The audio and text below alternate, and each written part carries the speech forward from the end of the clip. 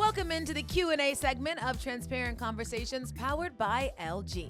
I'm Taylor Rooks, and today's topic is centralization and integration of mental health support. I am thrilled to be joined today by our panelists, Eric Gross, Dr. Katie Nichols, and Victoria Garrick Browne. Let's get started. Alrighty, so the audience has submitted some questions. Thank you very much. We are going to dive into the Q&A portion of LG Transparent Conversations. I'm going to ask a question, and all of you can answer if you feel so moved. Okay. What would you like to see happen for student athletes or college students in 2025? The thing that I would wish for college students is just to know themselves and to know that that's good enough, right? I think all of us are our biggest critics, and it's something that you continue to go throughout your life, but to know who you are, be confident in that would be something I would wish for them. Yeah, for sure. And That's embrace just a the great journey. lesson. Yes, Yeah. embrace the journey. Mm-hmm. Don't be so stuck on the performance side of it, or I have to be at this level if I'm worth anything. Just embrace it. Enjoy the ride. Yeah. Yes. I'd say stability. I feel like there's been a lot happening in the college landscape, and I wish for the athletes in the new year, a little bit of predictability would be nice. I think they have so much that they can't control all the time. That'd be nice if some of the bigger things, they didn't have to worry. Yeah. Great answers. Okay. Oh, I love this question. What would you tell your 10-year-old self? Don't take yourself so seriously. Be more in the moment, and once again, just embrace every experience, every moment. So many people look at even choices that you make in life, and you could go one of two ways. You could beat yourself up about those choices, or you could take a step back and say, what did I learn from those choices, and move forward and be better because of it. I think I would say you don't know everything. Because I think the earlier you know that you don't know everything, the more open you are to obviously getting more knowledge, knowing that sometimes you do need to ask for help, that there are resources out there for you. But when you're a kid, you're right about all things. So getting a head start on that would be good. And number 2 would be listen to your mom. Moms are always right. Yeah. Any other advice? No worries if not. I think honestly, being I call myself a recovering perfectionist and welcome anyone that wants to join the bandwagon. But I would say giving myself permission to go for it and fail, because I think back then I had such a fixed mindset that I needed to be perfect. And in order to do that, sometimes I didn't fully go for it because I was worried about the outcome and if I failed, what that was going to say about me. Yeah, no, that's a great answer and one that I absolutely relate to. Okay.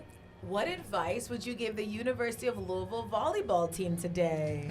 Very timely question. I mean, honestly, hit the ball. Yeah. I honestly was going to bed last night, just knew I would be here today, and I was literally thinking of these girls are going to bed, and they are thinking, tomorrow I'm playing for the national champion. That's our dream. I'm like, are they even able to sleep? I would be so excited. So I feel like what I would tell them if I knew someone on the team and they're going into the national championship game, I feel like I would say, try to approach this. Give yourself the space to be grateful, to be hyped, jump up and down, soak it in, be excited, and then take your deep breath and remind yourself that you do this every day. And this game, really, if we get very existential and mindful, is no different than any other game. And that's how you're going to unlock your best play if you view it that way.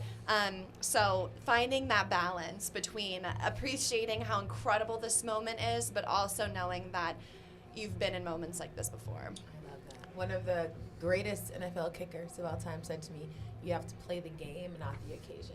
Ooh. Which is totally... Yeah. Who said that? I don't know if I can say names on here. He won't care. It's public. But his name's Brandon Aubrey for the Cool. Dallas Cowboys. That's awesome. Say it one more time. It's about play the game, not the play occasion. the game, not the occasion. Cool. Yeah, great advice from Yeah. him.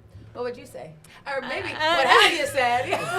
I was going to say, I mean, honestly, the thing that we have talked mostly about is that the hardest part is done, right? Getting here was the most difficult part. At this point, just enjoy it, have fun with each other, because no matter what happens, it's the last time we're all together again, which is really sad. It makes me want to cry, but just enjoy it. Yeah, that's so great.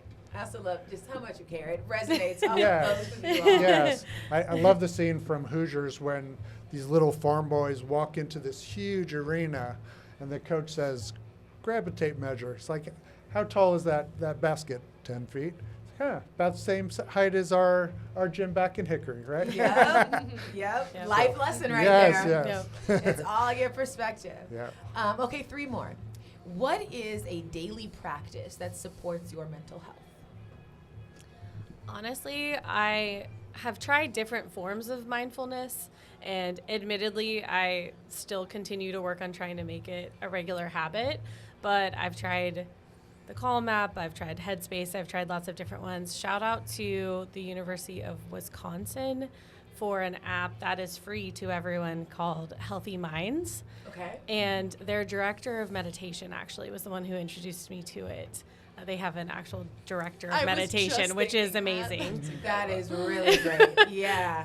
I got to chat with her because on all of these, I end up saying, I wish I could meditate, but like the quieting my mind aspect is really difficult, and which I'm sure many people feel. And honestly, that's why I like this one, because there's an option for a active practice or a passive practice that day. So if you're in the morning getting ready, driving into work, whatever it is, you can check that active practice. I'm like, oh, this is so much more my thing now. Yeah, I love this. Okay, yeah, healthy minds. Yeah, Sounds healthy good. minds. Yeah. What's one thing you all do every day?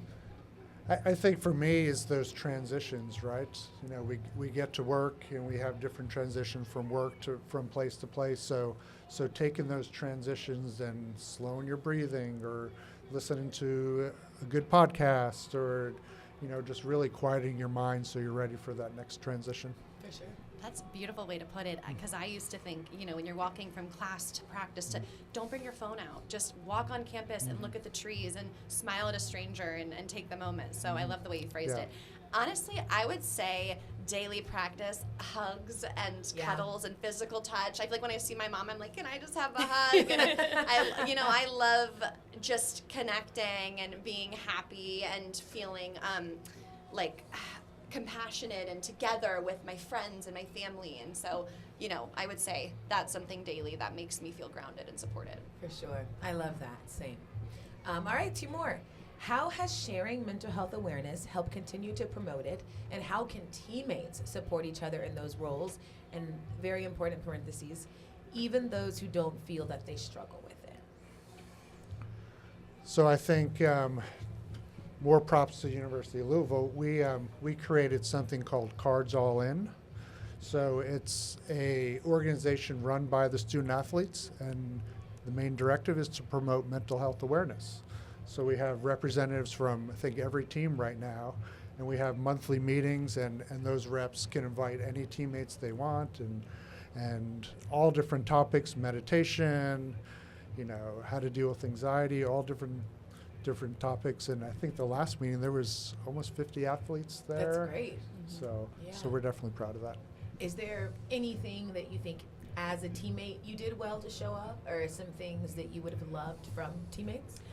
Some of my teammates and I would have fun ways to keep it light when it felt heavy, and those always brought me a lot of joy. It could be as simple as, you know, whether you're in practice together and you look at each other and you're maybe, sometimes it was usually the same position group because you're like in the grind, and you look at each other and you're like, we got this, or we're like, keep it light, and we'd have our go-to. Sometimes on like the really tough days, we would try to help alleviate some of the intensity by saying things like, if I gave you a dog, what would you name it? Okay, I got short, I got deep, and then like the next play, we'd come back and be like, I would name it Pedro. You know, you come up with whatever the name is.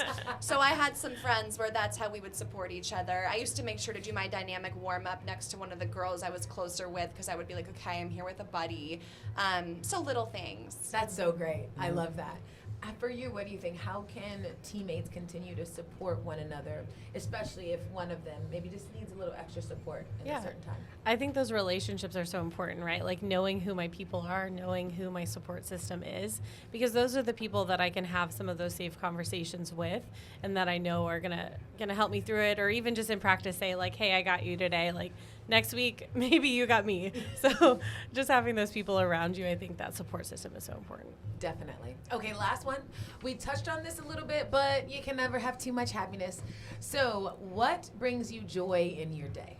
I think for me, seeing the success of the athletes, I think for me, seeing someone struggling and then coming back around and saying, wow, I am good, I am thriving now.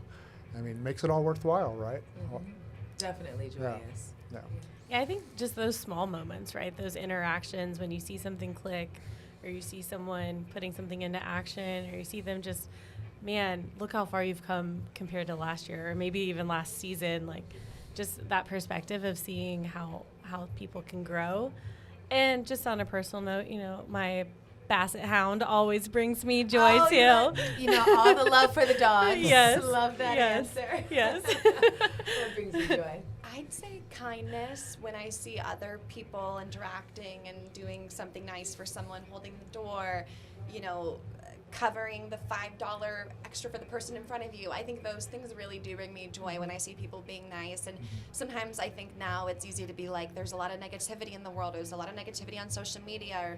And so when you're all that's down and you're interacting and you're like, oh, people are really nice and people are good, and that brings me joy. That's so great. Sure. Thank you all for answering both all of my questions and all of their questions. Yeah. Round of applause for the lovely panelists. We're fantastic. Thank you so much. Thanks so much. Thank you so much.